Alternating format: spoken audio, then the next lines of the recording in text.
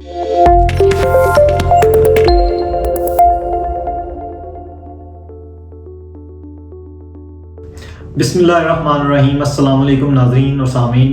मैं doctor Mohammad Farooq Bashir, orthopaedic और spine surgeon. आज आपसे जोड़ों के एक बहुत ही अहम, कुछ हद तक ख़तरनाक मर्ज़ भी है, लेकिन एक बड़ा कॉमन मर्ज़ है जिसके ट्रीटमेंट मुख्तलिफ़ किस्म की है और इसकी क्या क्या प्रॉब्लम कर सकता है इसके बारे में बताना है। उर्फ़े आम में और आम ज़ुबान में इसे गैंठिया बोला जाता है। जोड़ों की सोजिश, गैंठिया का अमराज या रूमेटॉइड आर्थराइटिस, ये एक प्रॉपर बीमारी है। गैंठिया एक मर्ज़ है जोड़ों का। मर्ज़ वो चीज़ होती है जो इंसान को जब लाक हो जाए तो उसका इलाज ज़रूरी है।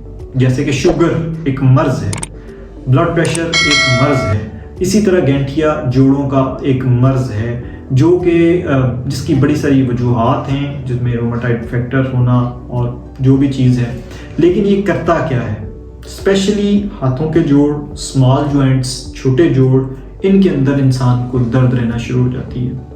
सुबह जब जिस्म उठता है बंदा तो स्टिफनेस, मॉर्निंग स्टिफनेस, पट्ठों का अकड़ जाना, जिस्म के जोड़ों का अकड़ जाना। ये स्टिफनेस शुरू में तो 5, 10, 15, 20, 25 मिनट, लेकिन 30 मिनट, एक घंटे तक ये स्टिफनेस रहती है।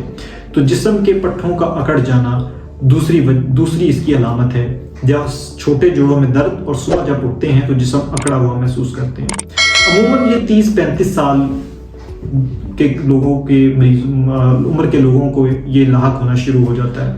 ये सबसे पहले हमला करता है हाथों के छोटे जोड़ों पे या पाँव के जोड़ों पे, लेकिन ज़रूरी नहीं है कि ये बाकी बड़े जोड़ों पे असर ना करे। ये घुटने के जोड़ों पे भी असर कर सकता है। जवान बंदों पे ये ज़्यादातर पहले हमला करता है।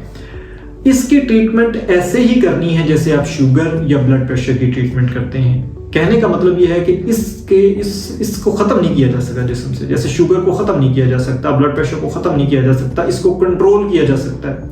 इसकी कुछ रिपोर्ट्स होती हैं जो हमने करवानी है, जिनमें रूमेटॉइड फैक्टर, एंटी-CCP टेस्ट, CBC और ESR का टेस्ट, CRP का टेस्ट। ये टेस्ट जिससे हम अपनी खुराक, जो इंसान को दवाई की खुराक जो है उसको तयन करते हैं कि कितनी है, इन रिपोर्टों के ऊपर डिपेंड करती है। तो ये रिपोर्टें कंफर्म भी करती हैं इसके तशखीस को, और इसके मुताबिक हमने दवाइयाँ भी देनी होती हैं मरीज़ों को। सो ये रिपोर्ट्स सबसे पहले करवानी होती हैं और उसके मुताबिक आपने अपने ऑर्थोपेडिक सर्जन्स को जाके या रूमेटोलॉजिस्ट को दिखाना है कि मेरी ये बीमारी है। गैंठिया अगर तशखीस हो जाएगा तो इसका एक प्रॉपर ट्रीटमेंट प्लान होता है। रिपोर्टों के मुताबिक दवाई का आगाज़ किया जाता है और उसके बाद इसको जैसे, और बहुत अच्छा रिस्पॉन्स आता है। दवाइयों के पहले महीने के अंदर ही जो मरीज़ कई दफ़ा चल नहीं सक रहे होते तो अल्हम्दुलिल्लाह वो चलना शुरू हो जाते हैं। इस हद तक दर्द होती है। लेकिन ये क्या क्या प्रॉब्लम कर सकता है? ये हाथों के जॉइंट इस हद तक ख़राब कर सकता है कि टेढ़े हो जाते हैं। हमने देखा है कि इस हद तक होते हैं कि लोगों का खाना खाना मुश्किल हो जाता है, जॉइंट टेढ़े होना शुरू हो जाते हैं। घुटने के जोड़ इस हद तक ख़राब हो जाते हैं कि चलना फिरना मुश्किल हो जाता है। पाँव टेढ़े होना शुरू हो जाते हैं, उंगलियां सिकुड़ना शुरू हो जाती हैं। ये दवाई अगर इस्तेमाल करते रहेंगे तो इस दवाई का मकसद ही इसको कंट्रोल करके रखना है, इसके हमले को कंट्रोल करके रखना है। जैसे शुगर की दवाई खाएंगे तो कंट्रोल रहेगी, ब्लड प्रेशर की दवाई खाएंगे तो कंट्रोल रहेगी। तो गैंठिया की दवाई आपने रेगुलर टेस्ट करवा के कंटिन्यू रखनी होती है। जब ज़्यादा दर्द होगी, ज़्यादा रिपोर्टें ख़राब होगी तो ज़्यादा दवाई, जब कम दर्द होगी तो कम दवाई इस्तेमाल करनी होती है।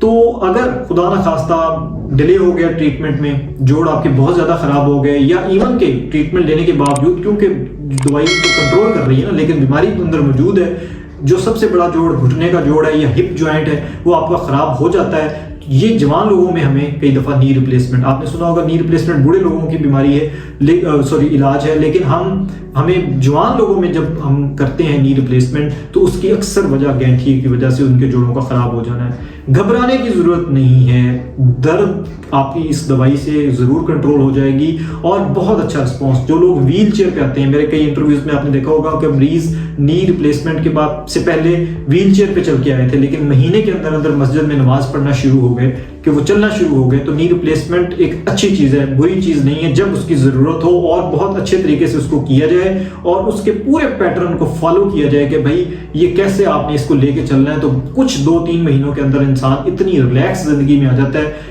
बहुत लोगों ने डराया हुआ है, वो डराने की वजह ये है नी रिप्लेसमेंट के बाद एक प्रॉपर चैनल को उसको फॉलो नहीं किया जाता कि कैसे कैसे एक्सरसाइज करनी है, क्या क्या तरतीब है।